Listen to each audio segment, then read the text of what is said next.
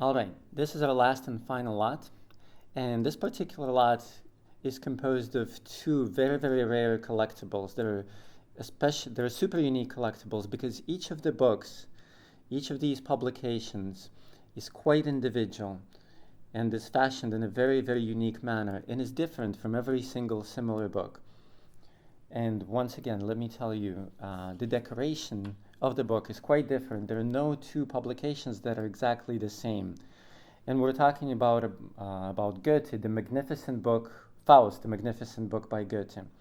For you to familiarize yourself with the lot, let me tell you this much. Two books are 300,000 euros. It's quite a negligible sum, actually, for two such amazing books. I would like for you to watch two particular clips. First, I'm going to show you one clip, or actually, this is the first book. The second book is not something I'm going to show you, but you will see. It is different, and it is actually quite noticeably different from this particular publication I'm showing you. It's quite a rare, quite a unique publication, and the number of libraries in the world which actually would love to have this in their stock or in their hands or on their shelves is quite an innumerable amount. And I'll tell you why. I'll tell you why a bit later about the books, after you have watched these two stories. And these two stories were put together by the participants of our project. And actually we have a club of owners of Faust books, and we've united together and put together these storylines for you.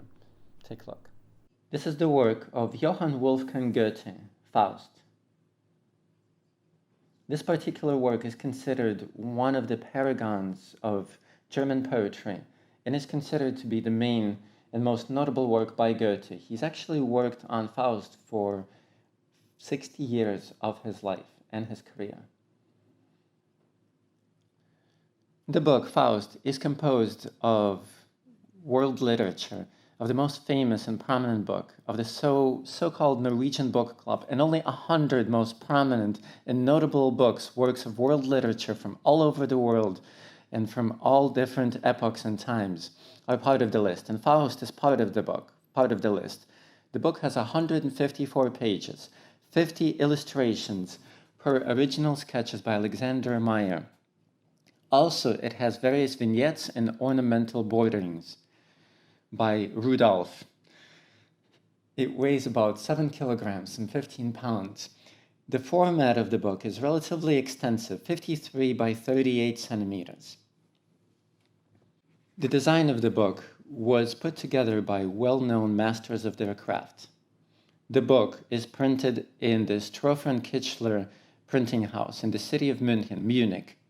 Theodor Stroffer was a notable German printer, and he actually specialized on putting together illustrated books, and his activity was conducted both in New York and in Germany. The book was bound at the agency of Herzog in the city of Leipzig, and the sticker that you see on the book in the lower hand inside corner on the back tells you of this fact. The book is in good condition. The cover is of light ivory color with some gilding. It is magnificently decorated, both the front cover and the back cover. The book has amazing impressions, figurative impressions on all sides. And also the very title, Faust, is an impression on the leather brown cover on the side of the book. On the lower front cover, in the lower hand corner, we have an engraving. Master Susi. He was a very, very famous designer, very famous impressionist as far as gilding of his time. He was a master of engraving. In one of the years, he was even invited to Wien to paint the emperor. The golden gilding adds some magnificence and luster to the book. In 1870, he was actually invited to Wien in order to paint a portrait of the French emperor, Franz Joseph. The golden embossing that you see here adds more luster and more magnificence to this book. The Faust book contains 50 illustrations altogether, and there are 13 amazingly beautiful illustrations by Meyer rendered on more dense paper, but many of them are covered by leaf-thin, fine tissue paper. Meyer created this particular cycle of illustrations in 1876, that was the year, and these illustrations were magnificently successful at the Munich exhibition of fine arts. Every particular illustration depicts various characters from the Faust tragedy. Rudolf Seiss, who is no less eminent, he provided framings in Rococo style as well as engravings for this magnificent publication. In 1883, he became the proctor of the museum in Munich. As of today, the amount of copies of this book is unknown. We do know that the circulation is relatively small. From the information we have to hand, we can make an inference that there are no identical books at all. The differences in color, in the cover, in the engravings, in the embossings, in the front page prove to us that each particular copy differs from the rest. Today, there are no offers for the buying, for the purchase, or the sale of this particular book. You have now heard about this publication. Let me emphasize that each book, each publication is quite unique. And let me add one more thing. There's gilding of these dense, thick paper here, right? And each illustration is protected by leaf-thin paper, as you see when I'm showing this to you. This is a masterpiece. Actually, each illustration is a masterpiece, and it could be exhibited as such. Now take a look at the next book. And this book is also part of our 7th and final lot. The work of Goethe, Faust, Wolfgang Johann Goethe. Faust is considered to be an eminent work of German poetry and is the main work of Wolfgang Johann Faust. He worked on Faust for over 60 years of his life. For the duration of 60 years, Faust is part of the list of the World Library, the so-called Norwegian Book Club. And only 100 of the best known and most prominent works from around the world are part of that list, and Faust is one of these books, mind you. München and Berlin by Friedrich is the publisher. Friedrich Buchmann. The weight is 7 kilograms. The format is great, 19 by 14 inches.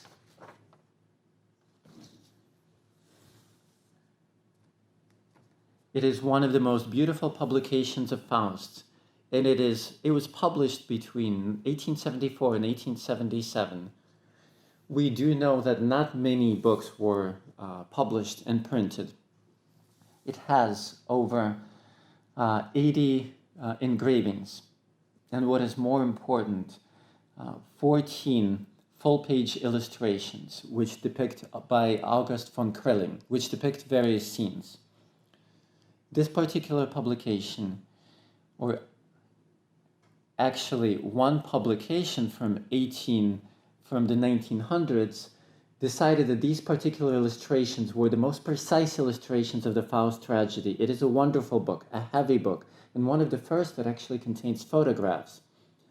On the cover, we have an engraving, Faust, and it is partially gilded.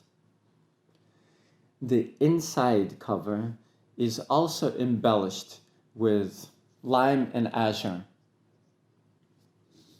And it also has an engraving of Faust.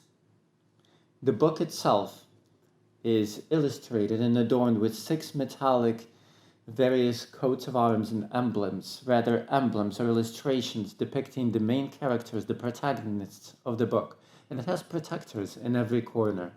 Every corner is gilded. The photo plates are very clear, very bright. They're not faded at all.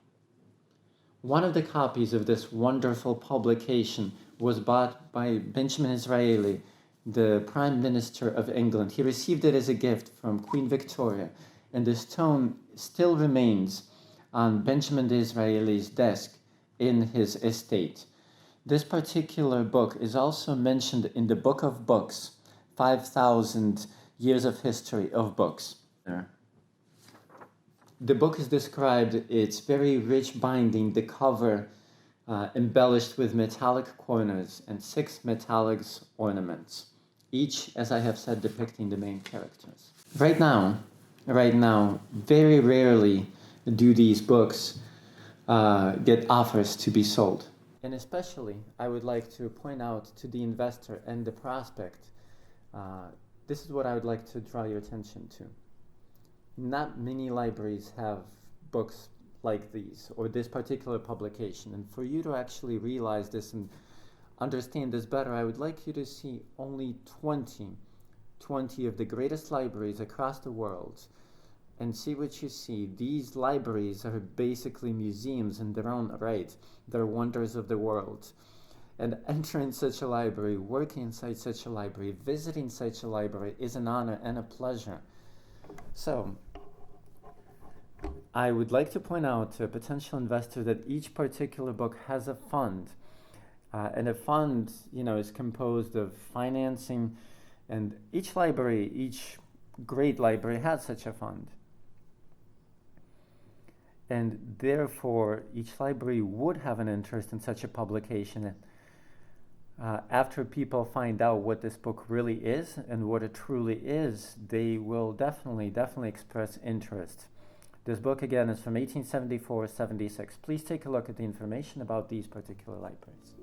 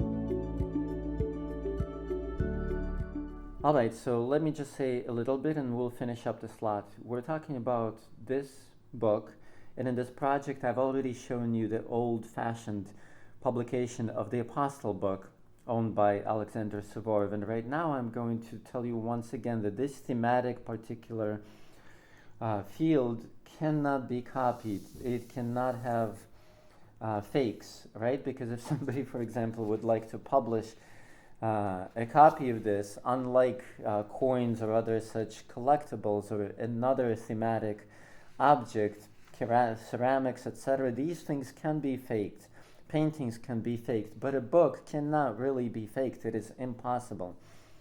At least this publication cannot be emulated, not on old-fashioned paper, old print. I'm not even talking about the microflora or biological studies. In many cases, the library itself, when we're talking about serious research of some tone or another, they conduct that type of research. So, I'm going to confirm once again that the pricing for these books, it's relatively seriously put together, right? The mentality of it. The investor who is thinking about this book is the mentality of a true investor. And so the Faust project that I'm talking to you about and that I actually announced a year ago, it is not finished. I'm actually, on purpose, not giving you or not exposing to you all of the technology, the market technology of testing called TETs. I'm doing that on purpose because I would like for this particular lot to stay at the minimum, because when I actually do voice the true market price, the scientifically founded and backed up price, then investors are really going to find out the true investment capacity of this particular lot. All right, so I'm doing it on purpose, but right now we've actually settled on 30,000 euro for these two books. And let me tell you once again that with our current possibilities, we can offer to the buyer to actually help increase the capital, right, for the person buying from us. We will help them increase the capital. And I'm basically saying that for every lot. I've explained to you, to my viewer, that we have such a plan, we can do this, we can carry this out, and we are carrying it out. When the buyer wants this help, they can avail themselves of it, or they can take their own route. But right now, I would like to give you some examples in comparison. So let me give you some other facts and some comparisons. Go ahead and take a look at this slideshow, and it will tell you a little bit about the book industry of book collectibles.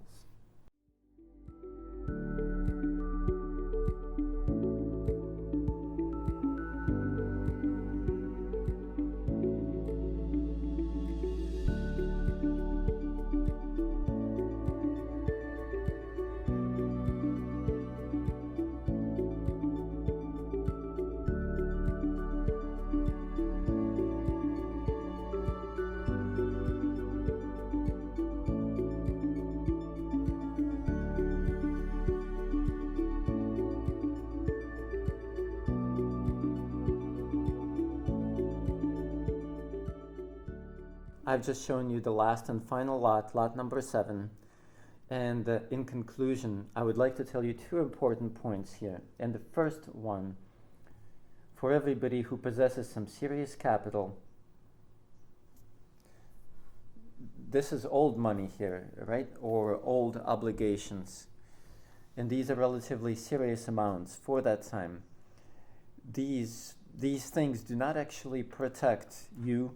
Not 100%.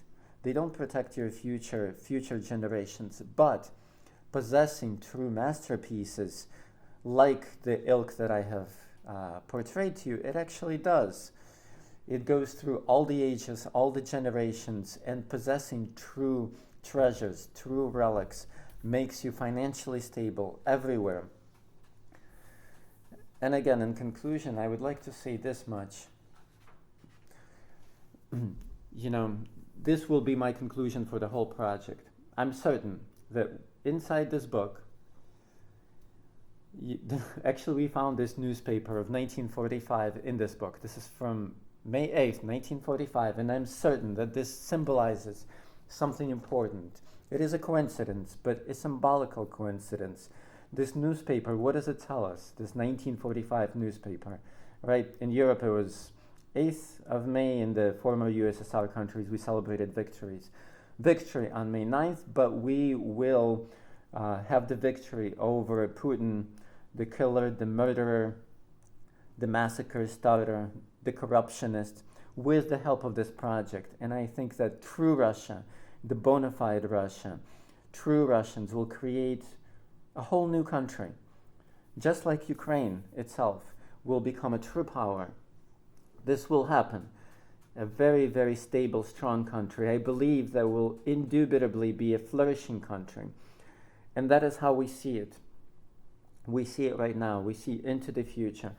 Those of us who are trying to exert all our possible and impossible efforts to rekindle and bring it back, to bring back justice, and to end this aggression by Putin. A murderer has to have a sentence. He must have punished.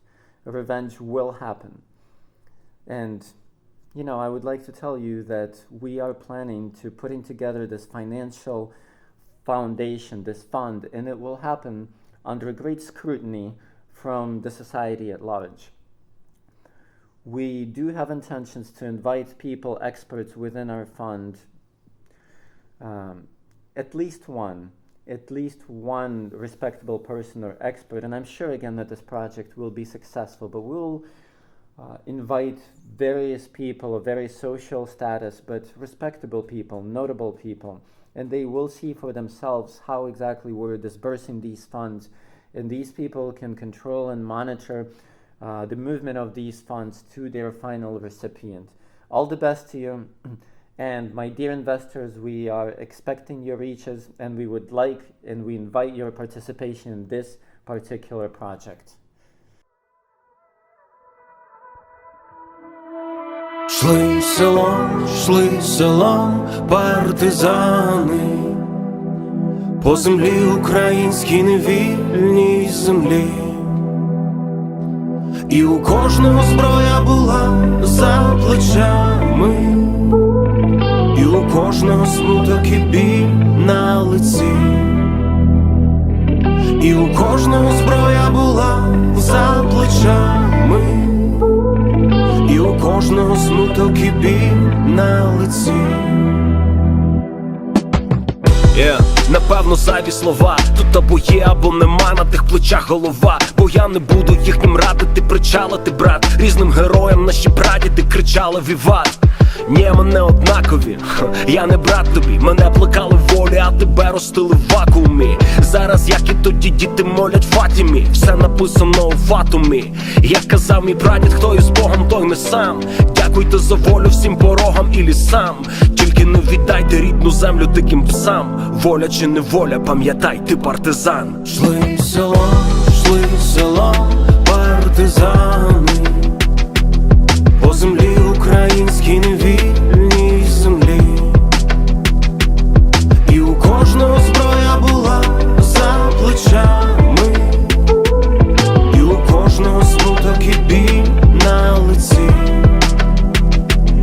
і у кожного зброя була за плечами, і у кожного смуток і біль на лиці. Я вібрав ненависть молоком.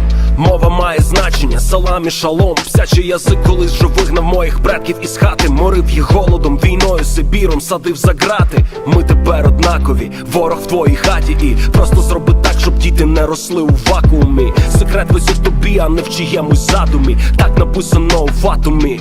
Як казав мій прадід, хто із Богом, той не сам.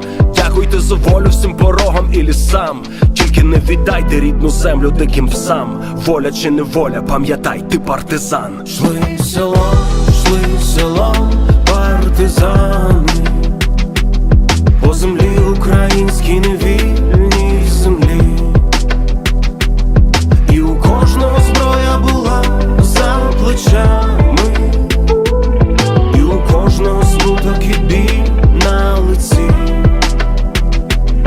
і у кожного зброя була за плечами, і у кожного смуток і біль на лиці, і у кожного зброя була за плечами, і у кожного радість і сміх на лиці.